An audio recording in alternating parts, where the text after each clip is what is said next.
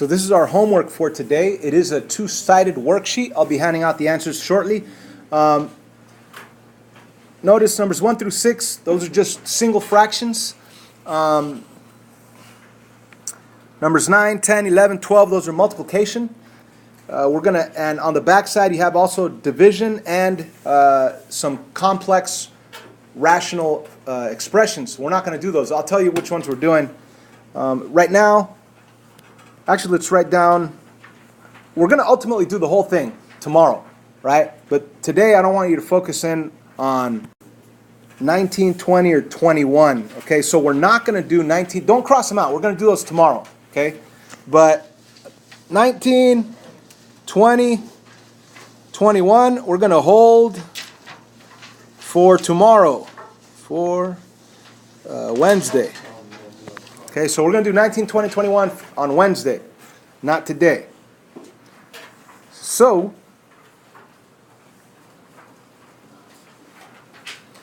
number 7 is interesting because when I normally say step 1 is the factor, which it is always, there's nothing to factor. Why? Because there's already, everything is pure multiplication, right? There is no addition or subtraction. Yeah, that one's negative. It's not subtraction, though. But it really says negative 2 times u to the third times y times 25 times x to the third divided by times 15. You know, all that stuff. It's all multiplication. So we could just start canceling things out on number 7. What is alike on the top and on the bottom?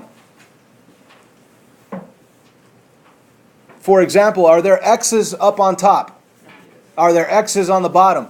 All right, then let's start canceling out x's. How many x's could I cancel? 1. So let's cancel out this x with one of these, and I'll have 2 left over. Is there anything else that's alike on top and bottom? U's, right? How many u's are on top? How many u's are on the bottom?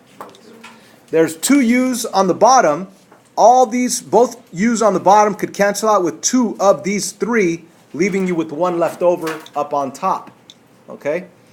What else? Are there any y's on top and bottom?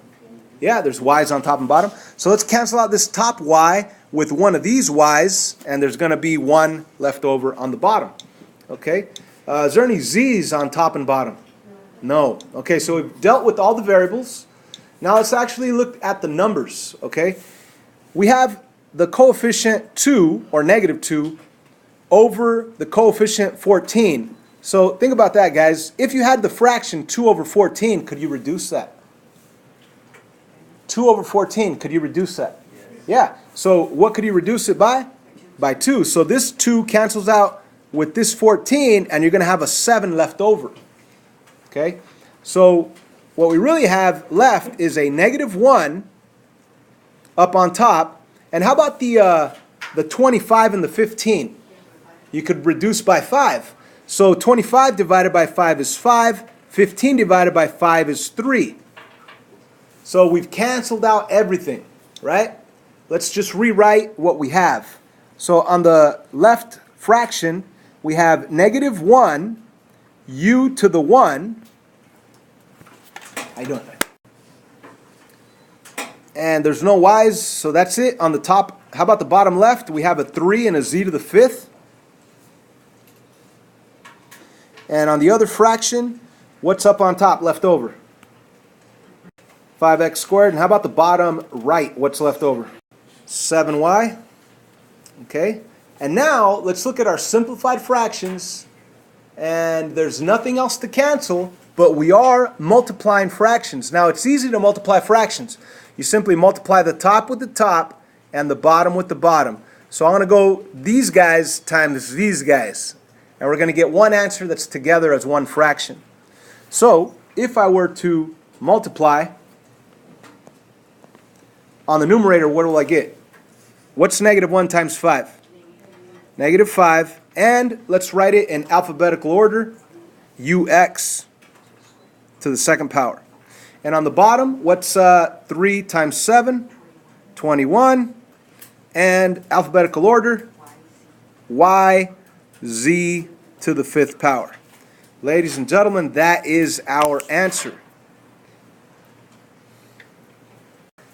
Some of these might be a little more confusing. Always try to factor first. There's obviously nothing to factor here, nothing to factor there. Right here, there is no GCF to pull out, but notice that it's a W squared and an N squared, and there's a minus sign between them. So that's really a difference of two squares, which means that you'll be able to, most of the time, factor it.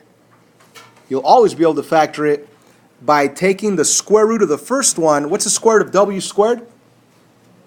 W. And what's the square root of the second one? N squared. Square root of N squared is N. So we have a W and we have an N. Now think about this.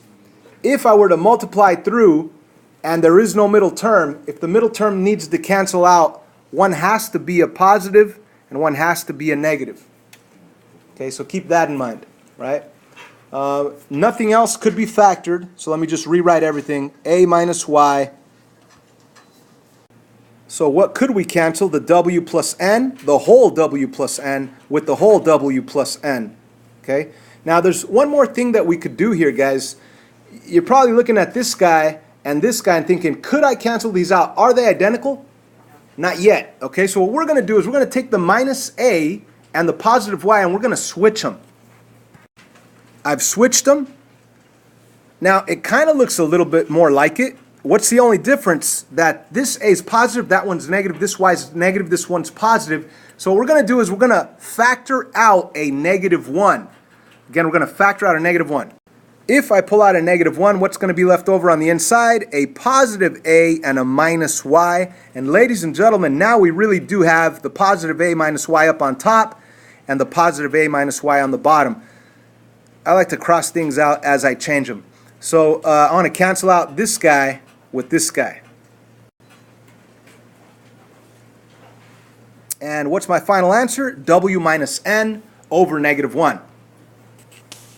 However, that kind of looks ugly. So how about we divide W by negative 1 and N by negative 1? That's simply going to be negative W and a positive N. So that's your final answer right there. So I want to jump back to number 1.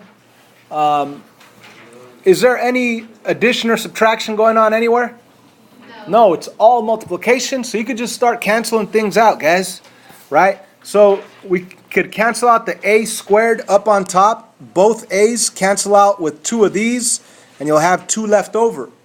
All of these 3 B's up on top, all 3 of them, that's why I draw it right through the B as well. All 3 B's disappear with 3 of these. They cancel out with 3 of those, and there's going to be 1 left. Does that make sense? Now, how about the 9 and the 27? Well, you see, 27, technically you could rewrite 27 as 9 times 3. Okay? And now you could see that this 9 up on top cancels with that 9 on the bottom, and you have a 3 left over. Now, you don't have to show that 27 is 9 times 3. You could just reduce 9 over 27, and it'll reduce to 1 over 3. But anyway, what's left over? Up on top, we don't have anything left over, so you put a 1 up there. On the bottom, we have a 3.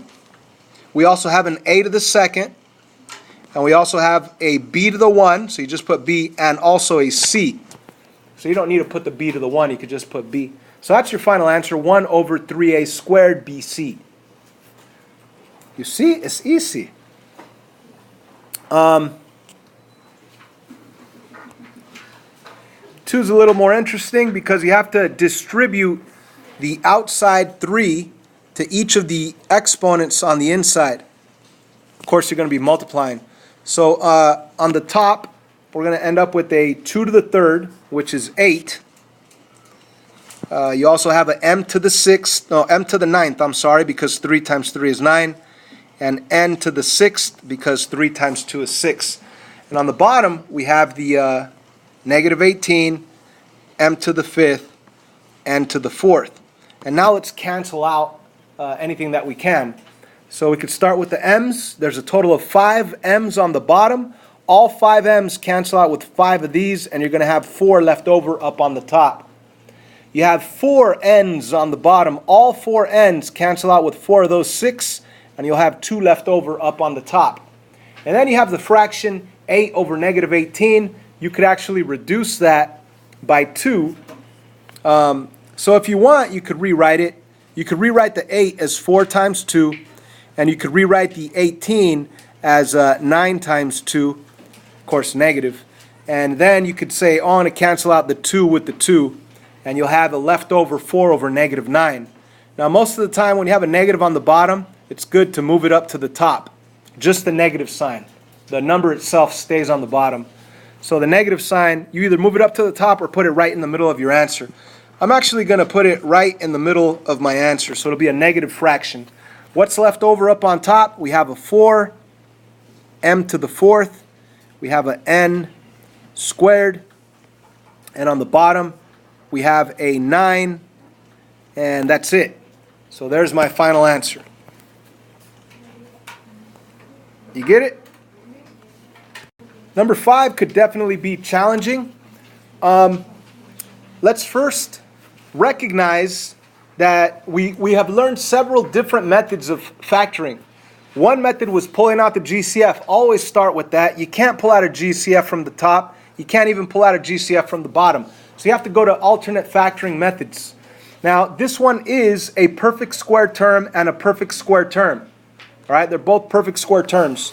So technically, I could take the square root of 25, which is 5, and the square root of v squared, which is v, and put the 5 right here and the v right there, the 5 right here and the v right there, and one has to be a plus and one has to be a minus. You guys remember that?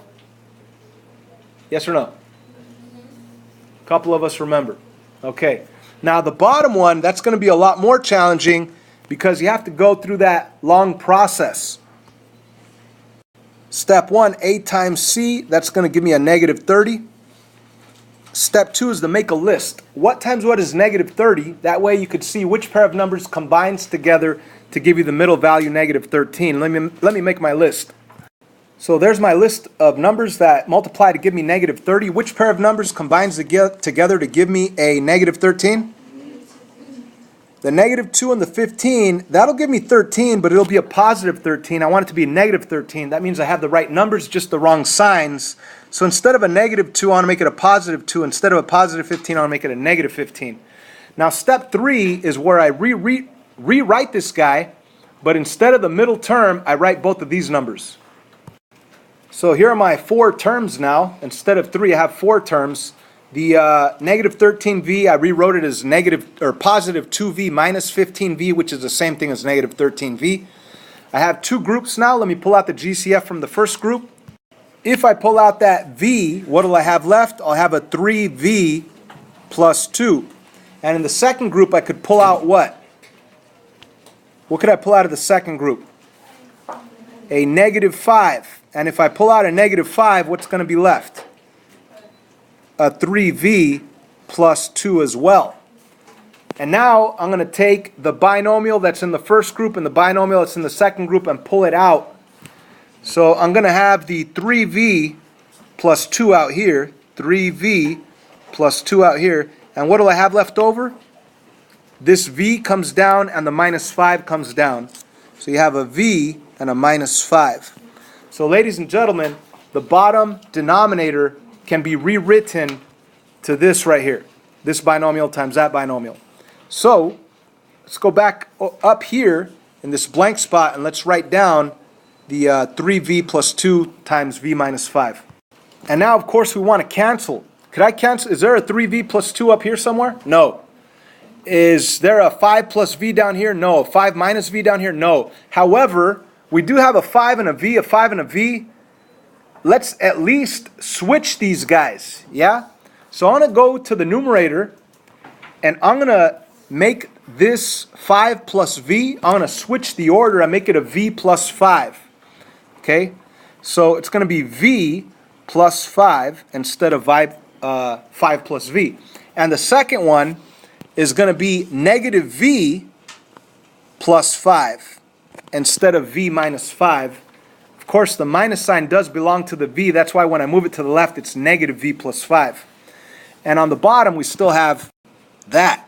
Now notice that this v is right there, but it's negative, and this negative 5 is right there, but it's positive. So what I need to do this second binomial is pull out a negative 1. So let me rewrite my fraction. Out of time.